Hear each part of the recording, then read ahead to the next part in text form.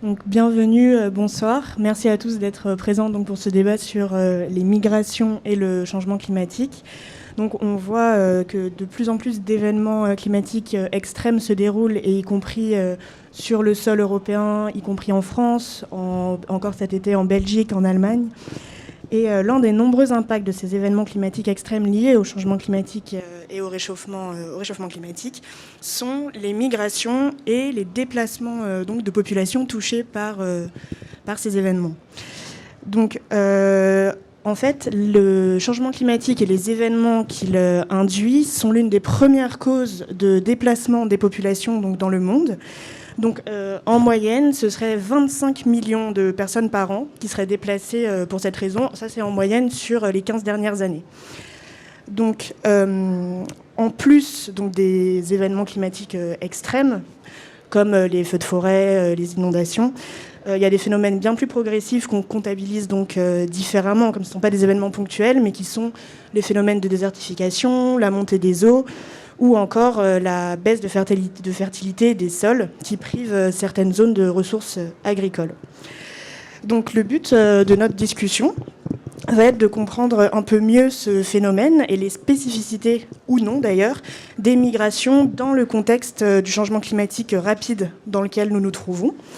Et donc à partir de cette vision un peu plus globale, nous allons aussi ensemble essayer de comprendre véritablement l'expérience de la migration due au changement climatique et l'expérience du changement climatique sur son sol, dans son lieu de vie, à travers notamment la photographie, grâce à la présence donc, de deux photographes ici présents, et à travers le récit singulier d'expériences de migration à échelle plus humaine. Donc pour en discuter cet après-midi, ce soir, nous avons le plaisir d'avoir autour de la table François Gemène, donc spécialiste de géopolitique des migrations et de l'environnement, également membre du GIEC, donc le groupe d'experts intergouvernemental sur l'évolution du climat. Sarah Prestiani, photographe et spécialiste donc, des politiques migratoires internationales, et qui se spécialise notamment sur les routes migratoires méditerranéennes et la situation aux frontières de l'Europe. Et enfin, Samuel Turpin, donc photographe, qui, dans le cadre notamment de l'exposition Human and Climate Change Stories, a suivi pendant 10 ans 12 familles, donc à travers le monde, en allant du Mali, passant du Mali au Groenland, en passant par le Pays-Bas. Donc des familles qui ont été contraintes de s'adapter au changement climatique. Donc voilà, à travers ces récits particuliers, on va donc approcher ce problème à taille humaine et à travers des récits, donc des narrations. Donc sans attendre, nous allons faire un premier tour de table et je vais laisser nos invités introduire le sujet. Donc François Gemène, tout d'abord. Donc on a vu quand même ces dernières années s'imposer le concept du migrant climatique. C'est une figure qui est apparue sur la scène médiatique et également dans les négociations internationales. Est-ce que vous pouvez nous en dire plus sur ce lien qu'on va explorer aujourd'hui, donc entre migration et changement climatique, et cette figure justement du migrant climatique ? Bonsoir, merci beaucoup pour l'introduction. Et effectivement, vous avez raison de dire que ces dernières années, la figure du migrant climatique s'est un peu imposée comme étant une sorte d'incarnation des impacts du changement climatique, comme si les migrants climatiques en étaient à la fois les premiers témoins, mais aussi les premières victimes. Et c'est vrai que autour de cette figure s'est développée toute une narration, tout un imaginaire, toute une rhétorique. Quand j'ai commencé ma thèse en 2004 sur ce sujet et que je disais travailler sur les migrations climatiques, les gens pensaient que je parlais des saumons ou des oiseaux. Et donc, effectivement, beaucoup de chemin dans le débat public a été accompli depuis. Et je crois effectivement qu'aujourd'hui, quand on discute de migrants climatiques ou de réfugiés climatiques, les gens voient à peu près de quoi l'on parle et réalisent que c'est un enjeu majeur du XXIe siècle. Pour autant, il me semble que la narration, l'imaginaire, la rhétorique qui sont encore mobilisés autour de cette figure du migrant climatique posent aujourd'hui un triple problème. Et je vais commencer en guise d'introduction par exposer les composants de ce triple problème. Le premier problème, c'est que nous en parlons toujours, ou en tout cas souvent, au futur.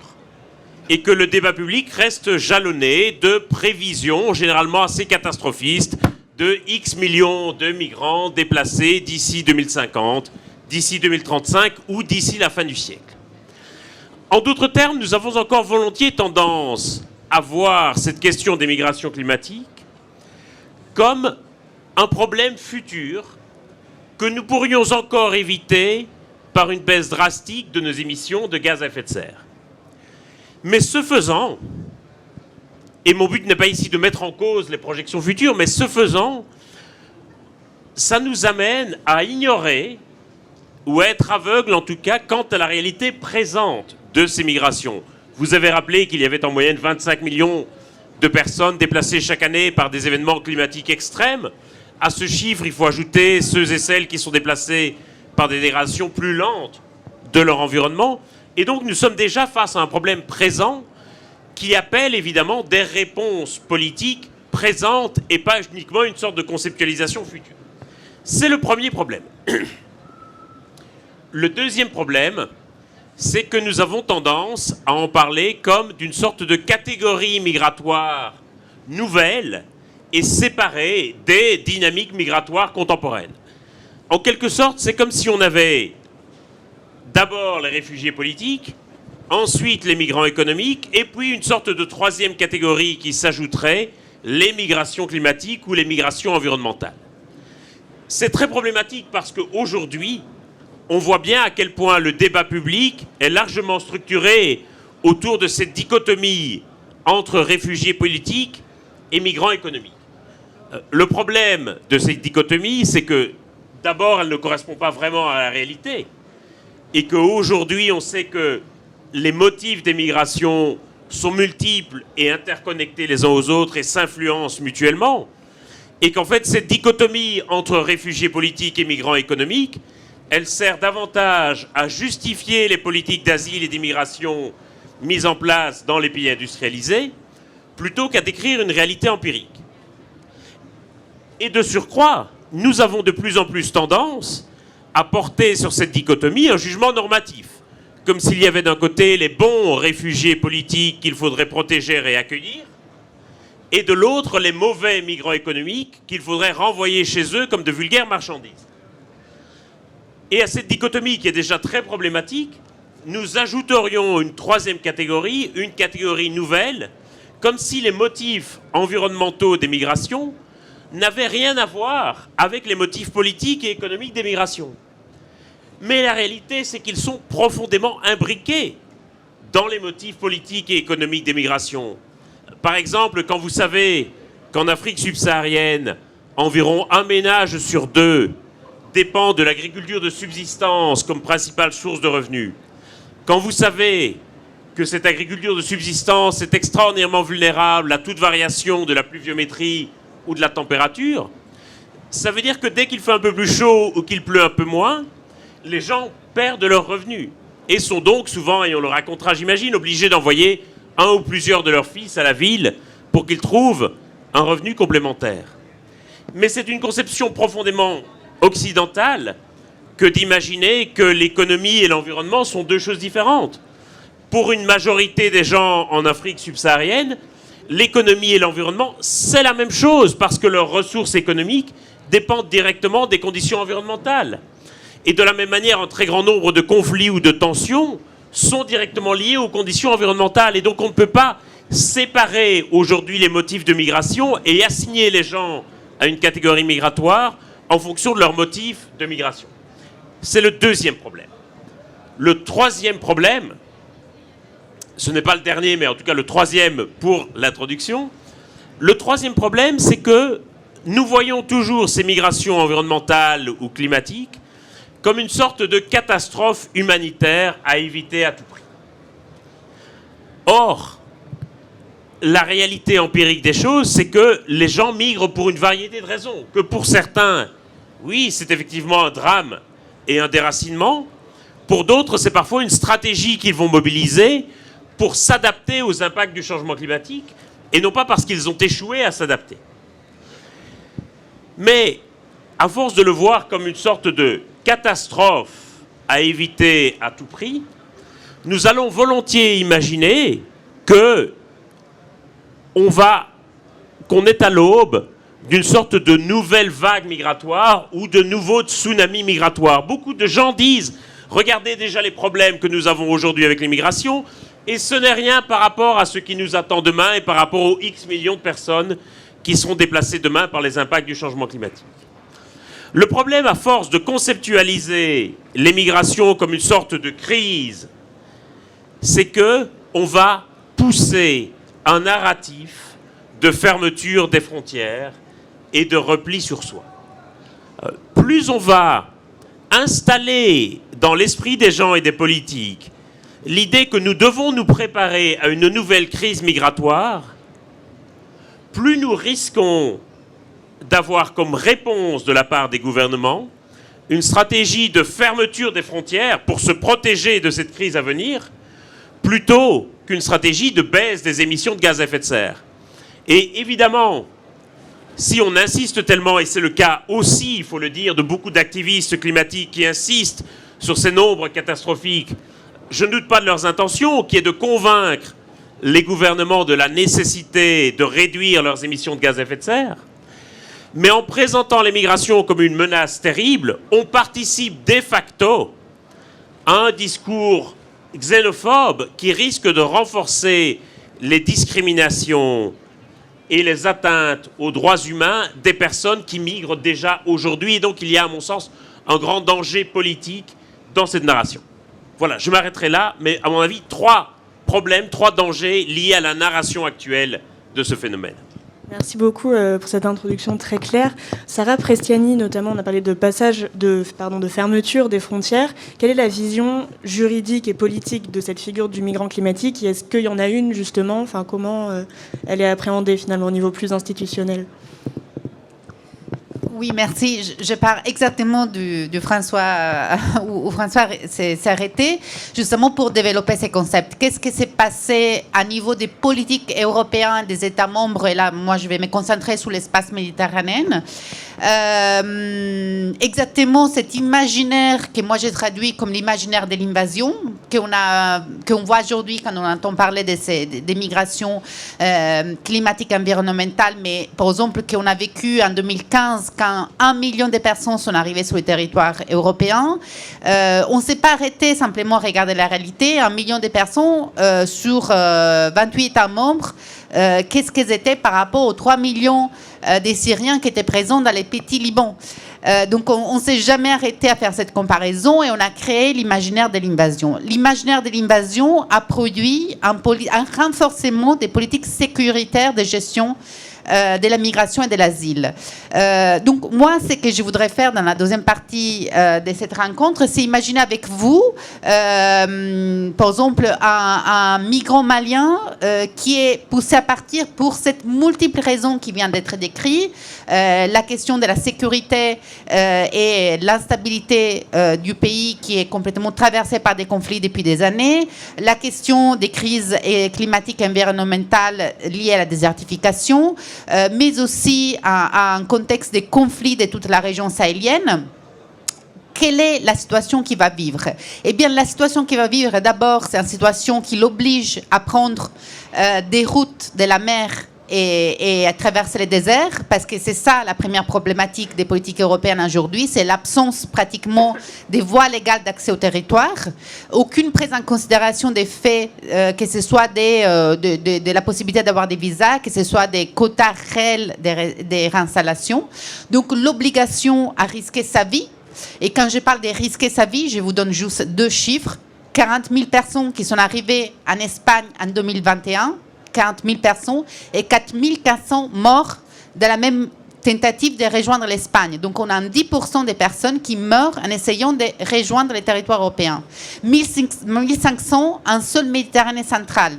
Donc un départ de la Tunisie et de la Libye en arrivant en Italie. Voilà, ça c'est la réalité aujourd'hui de la migration à cause de l'absence de voies légales d'accès au territoire. Un renforcement de ce qu'on appelle la politique de la dimension externe, donc finalement sous-traiter la gestion de la migration pour éviter les départs à des pays tels que la Turquie, que bien sûr, on a bien vu faire les jeux comme la Biélorussie au Maroc du chantage en utilisant les corps des migrants pour faire des pressions géopolitiques sur les pays européens. À la Libye, où aujourd'hui se trouvent des milliers de personnes enfermées dans des centres de rétention subissant des traitements inhumains et dégradants. Au Maroc, qui ferme les yeux face au naufrage devant ses yeux. Donc voilà, ça c'est la réalité de la politique européenne, donc, qui aujourd'hui a comme premier pilier l'externalisation du contrôle des frontières. Pour ceux qui arrivent, donc qui arrivent à survivre à ces voyages, à la mer en Méditerranée centrale, à la route des Canaries, 10 jours de traversée depuis le Sénégal vers les îles des Canaries, de ne pas être refoulés de la Grèce vers la Turquie, eh bien ces personnes-là se trouvent face à une logique qui vise à la détention à l'arrivée plutôt que l'accueil. Ça, c'est en réalité aujourd'hui avec la mise en place des systèmes d'hotspot où la logique, c'est trier tout de suite sur la base de cette idée des les mauvais migrants, les bons réfugiés. Et sous l'idée du mauvais migrant, on se base sur un concept très dangereux des pays sûrs. Alors, d'abord, personne peut se déclarer venant d'un pays sûr parce que la Convention de Genève déclare qu'il s'agit d'une étude personnelle de l'histoire des persécutions des personnes et pas de la provenance du pays, dans l'objectif d'essayer de retourner, de renvoyer le plus rapidement possible les personnes dans leur pays d'où sont arrivées. Donc, cette logique en plus de détention va se renforcer dans ce qui est la proposition législative qui a mis sur la table le 23 septembre 2020 la Commission européenne. Cette proposition législative qui est résumée avec les pactes européens pour la migration. 600 pages qui fondamentalement essaient de renforcer la détention à l'arrivée, la logique du tri, la logique de l'expulsion, la logique de l'externalisation. Voilà, tous ces éléments-là, malheureusement, on les retrouve dans les pays des premières frontières. Et bien sûr, aucun dépassement de l'autre réalité qui aujourd'hui caractérise la migration, donc les règlements Dublin. Et donc, les personnes qui essaient de partir des pays des premières frontières parce qu'ils ont simplement des liens familiaux ou une histoire linguistique qui les mène plutôt à vivre en France plutôt qu'en Italie, on les renvoie avec l'excuse qu'ils ont été identifiés en Italie et que c'est en Italie qu'il faut qu'ils restent et qu'ils demandent l'asile.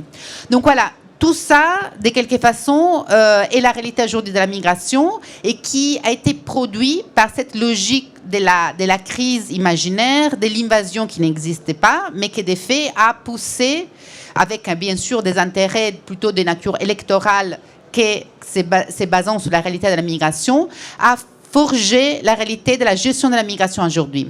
Dans tout cela, les migrants qui sont poussés par des causes climatiques et environnementales se trouvent au piège, exactement comme les autres, de cette réalité. Et en aucun moment est prise en considération la réalité de ces multiples raisons qui font qu'une personne ne peut pas être renvoyée dans son pays si dans son pays, il n'y a pas de travail et son pays est sur les coups d'une crise environnementale ou simplement d'une dictature. Et donc, c'est cette dimension-là, cette logique de l'obsession du retour et de la gestion sécuritaire des frontières qui font, exactement comme avait été dit au début par François Jamène, les migrants climatiques et environnementaux, l'énième victime d'une politique de gestion de la migration qui, malheureusement, aujourd'hui touche toute catégorie de migrants réfugiés. Et donc, il faut sortir de là, de cette logique de l'invasion, il faut sortir de la logique sécuritaire de la gestion de la migration. Il faut penser qu'une personne qui risque sa vie en mer et qui a traversé la Libye doit être accueillie et pas détenue parce que les traumas de ces voyages sont beaucoup présents et il doit être accueilli et pas justement enfermé et approché avec une logique sécuritaire. Donc c'est un peu ça que je voudrais aborder en imaginant donc avec vous les parcours des deux routes migratoires, la route de la Méditerranée centrale et celle vers les Canaries, qui croisent la crise économique, la crise climatique et environnementale, mais qui croisent aussi la crise de la politique de gestion de la migration. Merci beaucoup, Sarah Prestiani, pour revenir sur cette vision caricaturale des raisons en fait, qui peuvent pousser quelqu'un à migrer, le croisement entre facteurs économiques et climatiques, même politiques, qui s'entrecroisent. Samuel Turtan, je vous propose de poursuivre en présentant votre travail donc, et le suivi de ces familles sur 10 ans, donc une période extrêmement étendue, que vous avez pu réaliser et nous éclairer sur donc, l'histoire de 2 familles que vous avez choisies ce soir. Oui, c'est peut-être 2 exemples en fait aujourd'hui. Il va y avoir un exemple dont on a déjà évoqué la géographie, c'est c'est la zone sahélienne. Et puis on partira au Groenland après, qui sera un peu le contre-exemple de tout ça. Ce que j'aimerais dire, en fait, les points que j'aimerais ajouter aux deux interventions précédentes, c'est ce que moi j'ai entendu auprès de ces familles que je suis depuis des années. En fait, l'objectif est en effet de suivre 12 familles durant 10 ans. Le point commun de ces familles, c'est qu'elles sont aujourd'hui sur un point de rupture et qu'elles sont obligées aujourd'hui de s'adapter. Nous ne savons pas aujourd'hui comment elles vont s'adapter. La migration est l'une des solutions pour ces familles. C'est une forme narrative, on en parlait tout à l'heure, c'est une forme narrative qui associe à la fois la photographie, le texte, mais aussi ça s'écoute, puisque nous faisons les versions sonores en fait aujourd'hui qui sont diffusées par des médias partenaires.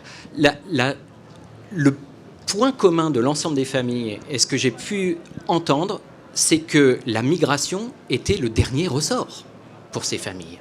C'était la dernière chose qu'ils avaient envie de faire. Ils n'ont pas envie de quitter leur sol. Aucun. C'est le second point commun par rapport le premier étant le point de rupture. La deuxième chose que j'aimerais ajouter par rapport à la forme narrative, et là-dessus les médias ont évidemment leur part de responsabilité, c'est finalement une certaine fainéantise de nous, les journalistes, à raconter les choses dans une globalité et en prenant le côté très complexe de l'interconnexion des facteurs dont parlait François Gémen tout à l'heure. Finalement, on a un récit des migrations environnementales qui se focalise sur le stress environnemental, et particulièrement, puisque c'est très facile, visuel et facile à comprendre, en fait, à décrire, qui est la catastrophe naturelle, en fait. Voilà. Mais derrière, le récit de la dégradation lente d'un environnement qui amène, au bout de plusieurs années, à une migration, celui-ci, il est très complexe parce qu'en fait, le stress environnemental n'est qu'un facteur parmi d'autres. C'est ce que nous essayons de faire dans Human Climate Change Stories. C'est vraiment de changer ce point de vue, cette perspective, et d'essayer de montrer qu'il y a cette interconnexion entre les facteurs. Pourquoi ? Parce qu'en fait, si aujourd'hui on se dit que nous n'avons pas de levier d'action sur le stress environnemental, qui est l'effet du dérèglement climatique, en fait, à côté, il y a toute une prise de décision, il y a toute une politique où là, il y a des moyens d'action et des moyens d'agir qui pourraient aujourd'hui faciliter l'adaptation. Deux exemples. Le premier, donc, c'est le Mali. Vous connaissez un tout petit peu cette histoire, hein, un conflit qui a commencé en 2012, qui s'est largement accentué, et puis vous avez 300, 400 000, 500 000 personnes qui ont fui le nord, qui aujourd'hui se concentrent sur la région centre, vers Mopti. C'est un peu le mou du pays.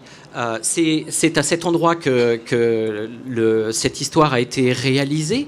Qu'est-ce qu'on constate en fait ? Une baisse de la pluviométrie, bien entendu, une hausse des températures. Nous avons aussi un décalage des saisons entre la saison sèche et la saison des pluies, qui aujourd'hui est estimé à environ 3 semaines. J'y reviendrai parce que c'est un facteur essentiel. Donc c'est déjà une région qui se trouve précarisée. C'est une région où il y a déjà un équilibre fragile qui est maintenu, mais qui est sur la corde raide. Nous avons une population avec une démographie importante, 4 à 6% par an, et puis vous avez des ressources aquifères, donc à la fois les eaux de surface, mais les eaux souterraines, qui n'arrivent pas à se recharger d'année en année. Alors évidemment, l'agriculture est de plus en plus compliquée. L'agriculture de subsistance, dans cette région, c'est 80% de la population qui vit de cette agriculture et de cet élevage. Bien aujourd'hui, ces populations, qu'est-ce qu'elles recherchent en priorité ? C'est d'avoir des rendements agricoles qui permettent de vivre tout au long de l'année. eh bien aujourd'hui, les rendements agricoles, ils sont en baisse drastique. Alors, on cite en premier lieu, évidemment, la baisse de la pluviométrie, on en parlait. On parlait des rendements qui sont de plus en plus faibles. On parlait d'attaques d'insectes ou de ravageurs. Si on creuse un tout petit peu plus, il y a d'autres facteurs qui s'ajoutent à ça. Le premier, c'est évidemment le déplacement de ces populations qui viennent du nord. Qu'est-ce qu'elles recherchent en premier ? Évidemment de l'eau et puis un endroit sûr pour se poser et puis un endroit sûr pour cultiver un petit lopin de terre parce qu'en fait, vivre de l'assistance humanitaire, on n'a pas forcément envie. Et deuxièmement, elle n'est pas toujours là. Donc c'est assez compliqué.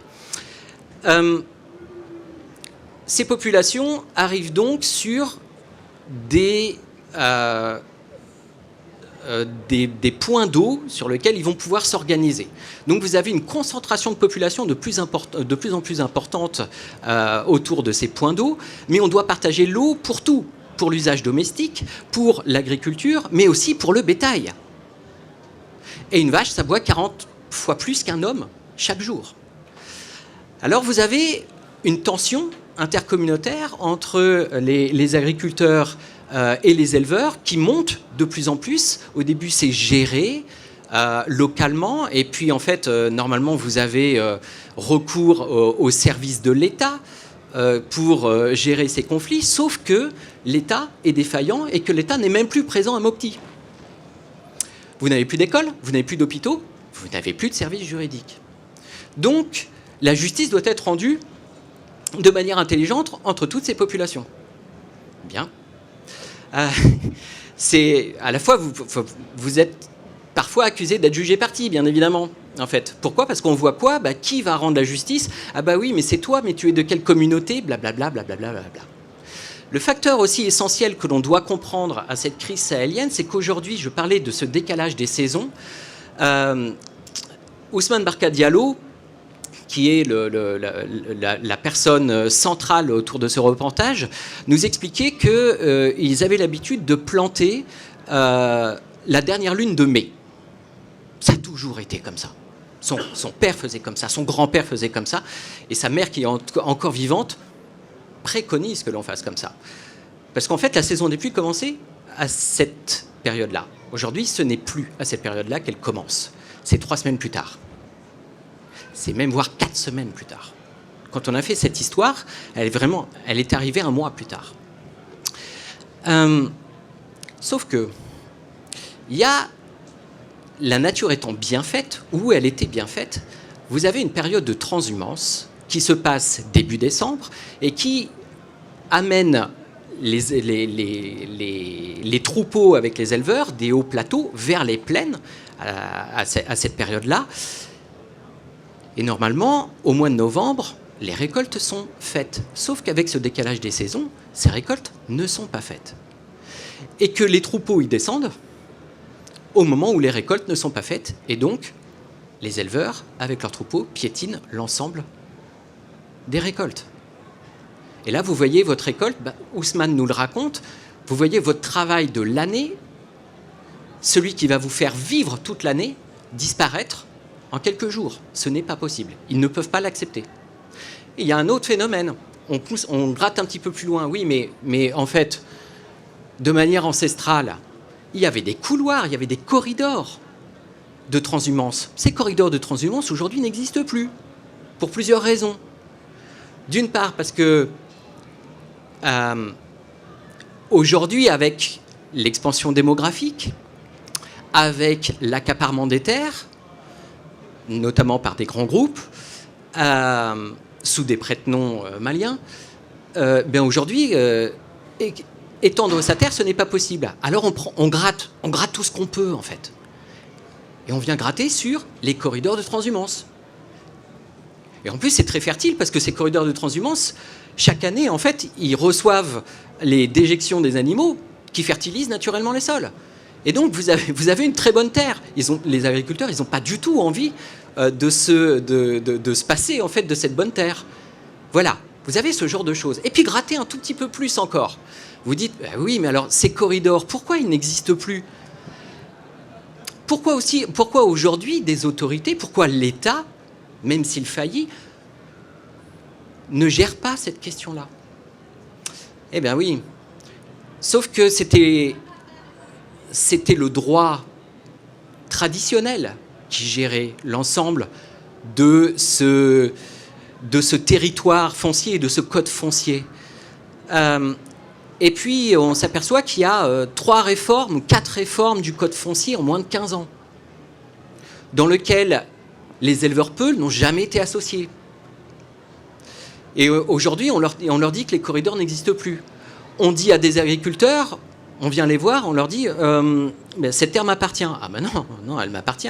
C'était la terre de mon père, de mon grand-père. Non, regardez le cadastre. Mais moi, j'ai jamais vu le cadastre. Oui, on s'aperçoit de ça en fait. Et on s'aperçoit en fait qu'il y a des hauts fonctionnaires de l'État qui aujourd'hui répondent tout simplement à la réforme du code foncier qu'on leur a demandé et qui en fait distribuent les terres à ceux qui les achètent sur de cadastres. Et voilà, et on se retrouve dans cette situation en fait. Voilà. Donc là, vous avez une conjonction sécuritaire d'un État politique qui n'existe plus dans cette zone, mais plus du tout. Il n'y a même plus un militaire. Lorsque j'ai fait cette histoire, pour faire ces histoires, on reste très longtemps avec les familles. Donc je suis resté 5 semaines, 6 semaines avec cette famille, en vivant avec cette famille, dans une zone contrôlée par les djihadistes. On n'a jamais vu un militaire. Jamais. En revanche, j'ai assisté à plusieurs commissions de justice traditionnelle où, juste quand j'arrivais, il y avait un enfant de 11 ans qui était un jeune berger qui avait, entre guillemets, mal conduit son troupeau. L'agriculteur était excédé parce que ce n'était pas la première fois. Et il retenait en otage depuis plus de 48 heures ce jeune garçon de 11 ans et on était vraiment un accès de violence qui était très important. Donc, aujourd'hui, l'ensemble de ces tensions, quand on parle du conflit aujourd'hui au Mali, oui, il y a des tensions intercommunautaires, mais elles ne sont pas ethniques, elles ne sont pas d'appartenance ethnique. En revanche, elles ont lieu à tout ça. Et oui, elles sont intercommunautaires entre éleveurs et cultivateurs, mais à cause de toutes ces raisons-là. Et si aujourd'hui, j'ai travaillé 3 mois sur le premier trimestre 2021 au nord du Burkina Faso, qui n'est autre que la transposition de la situation malienne, eh bien, c'est exactement finalement la même chose que j'ai pu entendre. Et alors, le résultat, c'est quoi ? Pour finir avec cette première histoire, c'est que la jeune génération se dit, mais qu'est-ce que je vais faire, moi ? La terre, elle donne plus rien.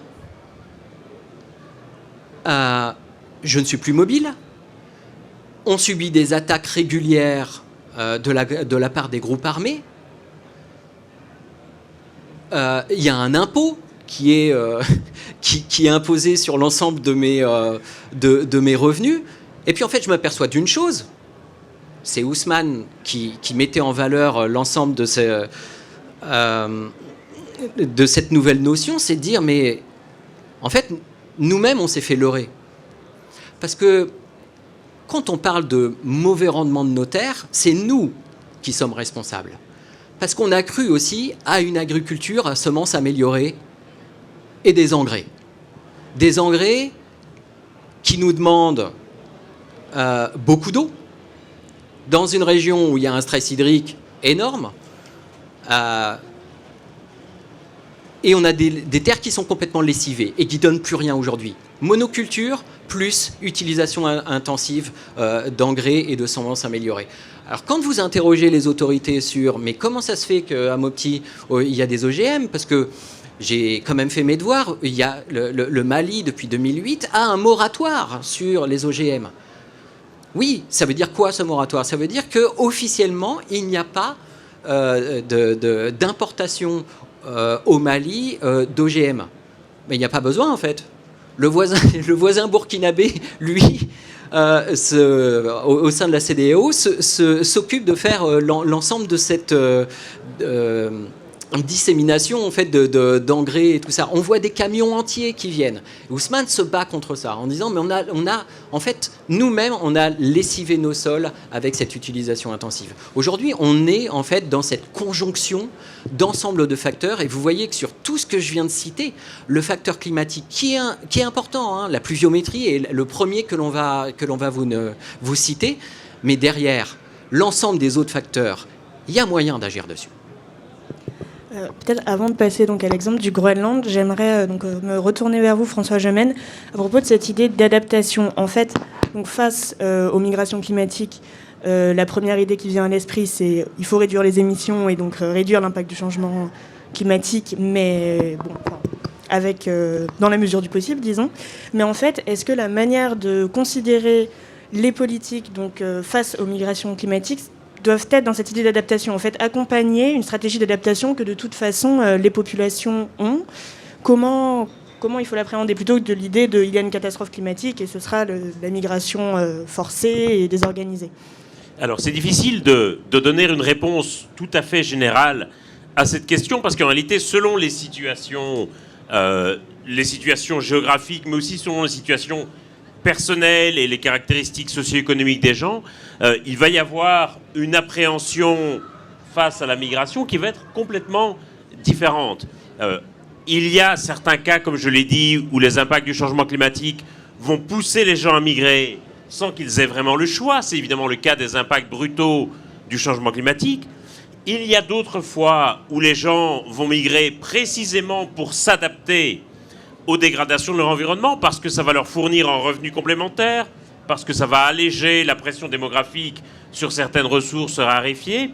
Et il y a également des fois où les gens vont se trouver complètement incapables de migrer. Et ça, c'est souvent un point aveugle du débat, c'est le fait que le changement climatique va également restreindre considérablement les possibilités de migration pour ceux qui le voudraient, simplement parce que la migration mobilise énormément de ressources économiques notamment, et que si ces ressources économiques se réduisent à peau de chagrin, eh bien les gens ne pourront pas les utiliser précisément pour migrer. Et c'est le cas à la fois par rapport aux dégradations graduelles de l'environnement, c'est aussi le cas face aux catastrophes liées à l'environnement ou au climat. Et quel que soit le pays considéré, quel que soit le type de catastrophe, ce qu'on observe dans les travaux empiriques, c'est que les populations les plus vulnérables, les plus pauvres, les plus âgés, les moins instruits, les moins connectés, les plus marginalisés, ces populations les plus vulnérables sont systématiquement incapables de se mettre à l'abri. Elles se trouvent littéralement coincées, piégées. Et donc c'est pour ça que une stratégie politique face aux impacts du changement climatique, cela va être, dans certains cas, de permettre aux gens de migrer, de permettre aux gens de se mettre à l'abri. Parfois de négocier des accords bilatéraux ou régionaux qui permettront aux gens, par exemple, notamment aux populations qui vivent de l'agriculture, de se déplacer pendant la mauvaise saison, de gagner un peu d'argent dans un autre boulot et de pouvoir ainsi vivre toute l'année de leurs revenus. Et donc il y a, et je ne voudrais pas du tout qu'on croie que rien n'est fait aujourd'hui. Il y a déjà toute une série de programmes et de projets qui sont mis en œuvre avec beaucoup de gouvernements locaux ou nationaux et qui visent précisément à essayer d'organiser les choses dans l'intérêt des migrants, dans l'intérêt de leur communauté d'origine et aussi dans celui de leur communauté de destination. Mais organiser les migrations, ça demande énormément de courage politique et ça va complètement à l'encontre de la doxa dans les pays industrialisés, qui est une doxa de résistance face aux migrations. Comme si on allait pouvoir empêcher les migrations, comme si l'enjeu c'était de résister aux migrations. Et c'est précisément cela qui produit tous les drames humains que nous avons rappelés. C'est précisément cela qui produit les morts aux frontières. C'est précisément parce que nous n'avons pas le courage politique d'organiser les migrations comme une transformation structurelle de notre monde. Ce courage ne fait pas défaut à certains gouvernements du Sud, il faut pouvoir le souligner. C'est surtout dans les pays industrialisés qu'il fait défaut. Donc sur ces stratégies, je vous propose d'exposer rapidement l'exemple du Groenland, puisqu'il me semble qu'il illustre pas mal justement cette dimension stratégique et d'adaptation des migrations. Oui, qui est en fait un contre-exemple à l'histoire malienne. L'histoire a été faite dans le village de Kekertak, un village de 114 habitants à l'ouest du Groenland. C'est un village assez... j'allais dire illustratif de la situation du Groenland. C'est une île qui fait 5 fois et demi la superficie de la France pour 55 000 habitants et un habitat excessivement dispersé avec des villages. Quand je demandais, je recherchais ma famille en fait.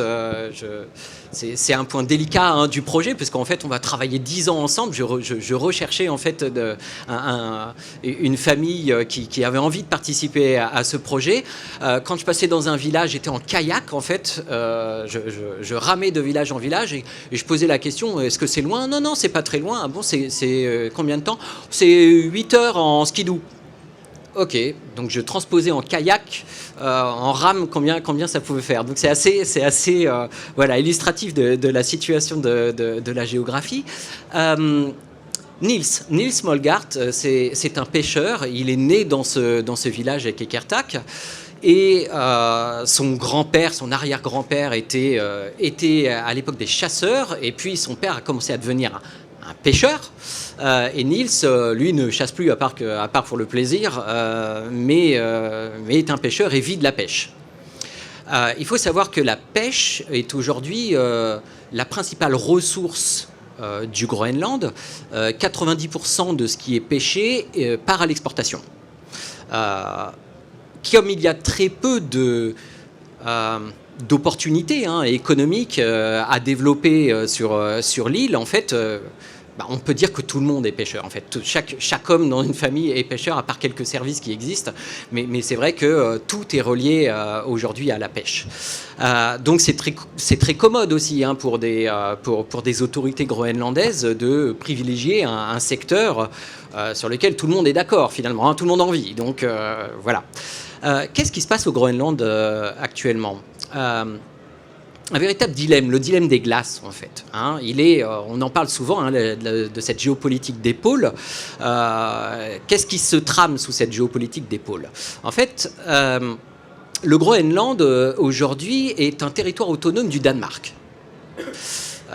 Et il y a des velléités depuis plusieurs décennies d'indépendance totale. Mais pour l'indépendance politique, pour avoir une nation, il faut avoir les moyens économiques d'exister. C'était jusque-là très très compliqué. Et aujourd'hui, en fait, la fonte des glaces amène des opportunités qui sont clairement un peu inespérées pour les Groenlandais. La fonte des glaces permettrait plusieurs choses. Premièrement, ça permettrait l'exploitation de 30% de réserves de pétrole qui ne sont pas exploitées dans le monde. Ensuite, l'exploitation de minerais, et particulièrement les terres rares. Vous savez à quoi elles servent, ces terres rares, c'est tout ce que nous avons dans notre poche, les téléphones, les tablettes, mais aussi l'informatique militaire de pointe et médicale de pointe. Aujourd'hui, ces terres rares, monopole de 80% des Chinois. Imaginez bien que l'Union européenne et que les États-Unis aimeraient bien se défaire de ce monopole. Troisième possibilité qui est amenée par cette fonte des glaces, c'est des nouvelles routes commerciales qui réduiraient, en passant par le passage du nord-est, réduiraient de 40% la distance et la durée des échanges entre l'Asie et l'Europe. C'est considérable. Et puis, il faut citer le tourisme. Même si aujourd'hui il commence, mais il y a un tourisme qui commence à se mettre en place. Et la dernière chose, c'est que Niels, 3 semaines après le début de notre vie commune, il a mis longtemps. Il m'a dit, Samuel, j'ai honte, en fait. J'ai honte parce que je dois t'avouer une chose. En fait, moi, je bénéficie du dérèglement climatique. Auparavant, je pêchais 4 mois dans l'année. Le reste du temps, c'était pas praticable. C'était gelé, Je peux mettre je peux faire un trou et je peux mettre des lignes, mais en fait, le travail est considérable. Si aujourd'hui, je dois sortir avec mon bateau, c'était 4 mois dans l'année il y a 15 ans. Aujourd'hui, il sort 8 mois dans l'année. Alors, les autorités qui aujourd'hui ont envie de cette indépendance auprès du Danemark poussent sur les 4 facteurs, les 4 opportunités que j'évoquais tout à l'heure. Mais, première déconvenue, ils ont fait un référendum, comme la Constitution l'exige, un référendum pour demander à la population s'ils sont d'accord aujourd'hui d'exploiter les minerais. Ça a été approuvé à 60% par les personnes qui se sont rendues dans les urnes. Mais à une condition. Ils ont dit oui à tout, sauf à l'uranium. Quand on gratte un tout petit peu, on dit pourquoi l'uranium ? Parce qu'en fait, dans la mémoire collective, il y a eu un accident nucléaire pendant la guerre froide. Le Groenland était une base stratégique des Américains avec une base dans la glace, enfin, à plusieurs centaines de mètres sous la glace, avec des ogives nucléaires. C'est comment vous dire, cette base, c'est James Bond. C'est hallucinant, en fait. C'est complètement hallucinant, qui a été complètement désaffecté. Et les ogives nucléaires abandonnées. Et il se trouve qu'en 1962, il y a eu un accident nucléaire avec un avion qui transportait 6 têtes et il s'est écrasé. Et il ne s'est rien dit. Et les autorités danoises, à l'époque, ont fait un deal avec les États-Unis pour ne rien dire. Et ça, c'est dans la mémoire collective de tous les Groenlandais. Et ils ont dit non. Et en fait, ça bloque tout parce que les terres rares sont toujours associées à un minimum d'uranium. Donc, ça bloque ce processus et aujourd'hui, en fait, il y a une tentative dans le sud du Groenland qui est aujourd'hui pratiquement libre de toutes les glaces toute l'année, mais ça ne fonctionne pas. Le pétrole, ironie du sort, oui, le dérèglement climatique permettrait une exploitation offshore du pétrole, sauf que le dérèglement climatique libère aussi des énormes icebergs de la calotte polaire. J'ai vu passer devant moi des icebergs de 40 à 50 km de long, et qui viendraient percuter les plateformes offshore. Personne aujourd'hui, il y avait 4 grandes compagnies pétrolières qui avaient des licences d'exploration, et 2 ont rendu leur licence d'exploration en disant je ne prendrai jamais ce risque, en fait. Voilà. Donc, petite bonne nouvelle, en fait, dans tout ça. Le tourisme, ça reste marginal aujourd'hui. Les routes commerciales, on n'en est pas encore là, ça passe 1 mois ou 2 mois dans l'année.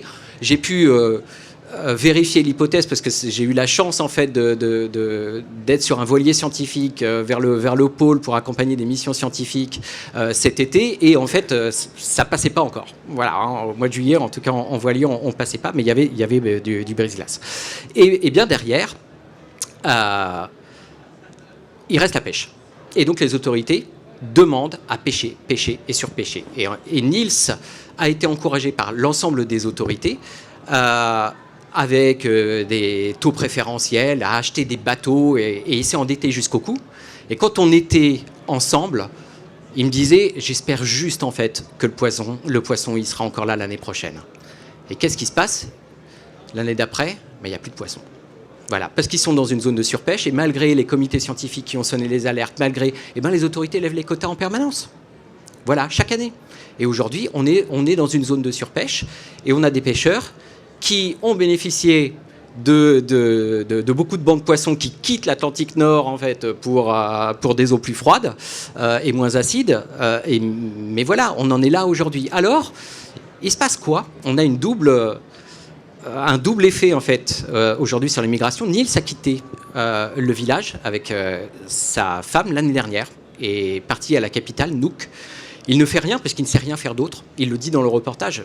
C'est sa connaissance, c'est la lecture de la glace des vents. Il ne sait rien faire d'autre. Et ses 2 filles, Arna Tashiak et Mali, ont été encouragées par les autorités à quitter le village pour aller se former au Danemark avec des bourses danoises à des nouveaux métiers et particulièrement avec des compétences linguistiques pour accueillir du tourisme et accueillir des compagnies minières. Voilà, donc là on est dans un double effet en fait de migration, mais il n'y a plus personne dans le village. Merci beaucoup pour ce récit. Avant de prendre quelques questions de la salle, Sarah Prestiani, est-ce que vous voyez des échos avec notamment les routes que vous vouliez aborder, donc la route méditerranéenne, celle des Canaries? Est-ce que vous avez envie de dire quelque chose à ce propos? Et ensuite, je vous proposerai donc de poser les questions que vous souhaitez. Non, peut-être vraiment très rapidement, imaginez l'exemple du jeune Malien qui, pour toutes les raisons qu'on a décrites, décide de quitter son pays. Ce qu'il est obligé à faire, c'est d'aller dans les voisins Niger. Et dans les passés, ce qu'on voyait, c'est qu'il arrivait à Niamey, dans la capitale, il pouvait avancer vers Agadez, et de là, il y avait un convoi qui les menait en Libye. Et aujourd'hui, premier effet des politiques européennes, de facto, une fois arrivé à Niamey, à la capitale, on considère que devient un migrant considéré illégal, et donc il est bloqué à Niamey, il doit se cacher pour essayer de rejoindre la Libye. Je trouve que ça c'est intéressant parce que ça nous raconte de comment finalement les politiques européennes, ce qu'ils font, c'est obliger les personnes simplement pas à ne pas partir, mais à prendre des routes beaucoup plus dangereuses. Donc, ces jeunes du Mali, au lieu d'aller dans un convoi et arriver de façon un peu plus sûre en Libye, ils doivent prendre des routes dans les déserts, s'éloigner des points d'eau, ce qui signifie que s'il y a un accident de sa voiture, les risques de mort est beaucoup plus élevé que s'ils prenaient en route avec tous les autres de façon visible et qui avançaient vers la Libye.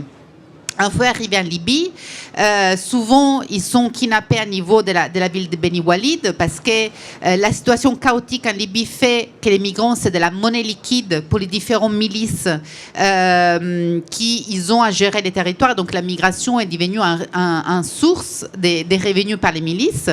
Et s'ils essayent de quitter la Libye pour rejoindre la mer, grâce au fait que les gardes-côtes libyens ont été formés, équipés par les autorités européennes, toujours dans cette obsession d'arrêter les migrations et diminuer le nombre des arrivées, sont interceptés en mer par les gardes-côtes libyens. Nous avons des chiffres très inquiétants. On a 32 000 personnes qui ont été interceptées en mer et renvoyées dans un cercle de violence. Donc, parce qu'une fois qu'ils sont renvoyés, ils sont détenus dans des centres de rétention, ils essaient de repartir et ils essaient de repartir. Ce qui, encore à nouveau, a poussé beaucoup de ces personnes, et peut-être ces jeunes Maliens qui a décidé de partir, à soit prendre la route des Canaries, c'est-à-dire 10 jours de traversée en partant de Saint-Louis au Sénégal jusqu'aux îles des Canaries, ou à prendre la mer de la Tunisie. Donc, contre les 32 000 qui ont été interceptés, refoulés, les 1 500 qui sont morts en Méditerranée centrale, vous voyez que le risque de survie de ces jeunes Maliens est très relatif. Voilà, c'est simplement un concept que je pense qu'il est important de retenir. L'obsession de diminuer et de réduire le nombre des arrivées, des faits n'empêchent pas la migration. Des faits obligent les migrants à prendre des routes beaucoup plus longues, beaucoup plus chères, beaucoup plus dangereuses, en augmentant les risques de perdre la vie.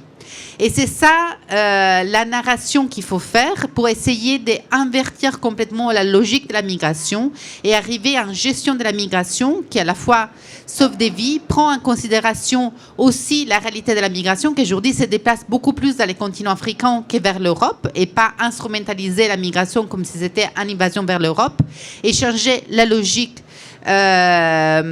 pour éviter que les personnes doivent risquer leur vie et qu'ils doivent prendre des routes plus dangereuses. C'était juste un petit récit qui d'ailleurs croise la route de la Méditerranée centrale avec celle des Canaries, mais qui nous raconte de comment finalement il s'agit des politiques qui poussent à des départs dangereux sans laissant aucune autre alternative.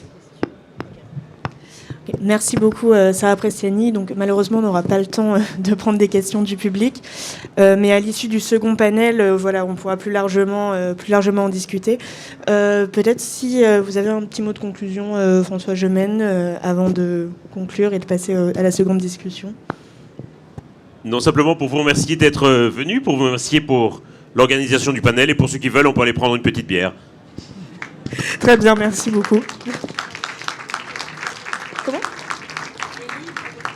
Ah oui, et donc j'indique les livres donc, de François Gemène ici présent, donc Géopolitique du climat et l'Atlas de l'Anthropocène, qui sont donc de très bons résumés avec beaucoup d'infographies pour comprendre et cerner un peu mieux le phénomène dans toutes ces Et dimensions. qui garantissent de longs moments d'allégresse pour les longues soirées d'hiver. Ah, et ils sont à la librairie à côté. Encore en mieux, enfant. encore mieux. Voilà. Merci beaucoup à vous.